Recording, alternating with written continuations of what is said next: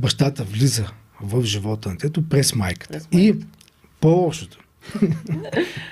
Той влиза с тази стойност, която майката му припише. Ако гледаме метафората с числата, ако майката му пише отличен 6, ще влезе отличен 6. Ако му пише 2, ще влезе в живота на детето с 2. Тоест няма да има този авторитет, който ще ни трябва. Все пак и бащата има някаква отговорност. Той трябва да иска да влезе в тези отношения и трябва да влезе, нали, през майката. В смисъл, ние му казваме малко така, може да звучи странно на предполагат, но той трябва пак да съблъсне майката. Пак да направи свой любовен обект, за да може тя този фокус да го върне към него. И детето да види, че има някакви неща, които са запазени само за тати. Той няма как да ги достави на мама. Тоест не е пълното задоволяване и изпълване на живота на мама в него, а има някакви неща, които идват отвън, от външната среда. И това, което се нарича в оканяста психоанализа, ролята на третия. То няма дали значение дали е човек.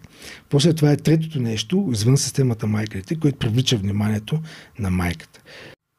Когато бащата присъства по добрия начин, т.е. той се изиграва ролята на баща, тогава детето почва да слиза от този пиедестал на център на Вселената и е доста по-адекватно после и в социума и в преценката си, на качествата си, на място си спрямо от другите и така нататък. Проблемът е, когато майката дисквалифицира един вид бащата, казва, ти не знаеш, не разбираш, махай се така, аз се занимавам с детето и после кажем, ела сега да му кажеш.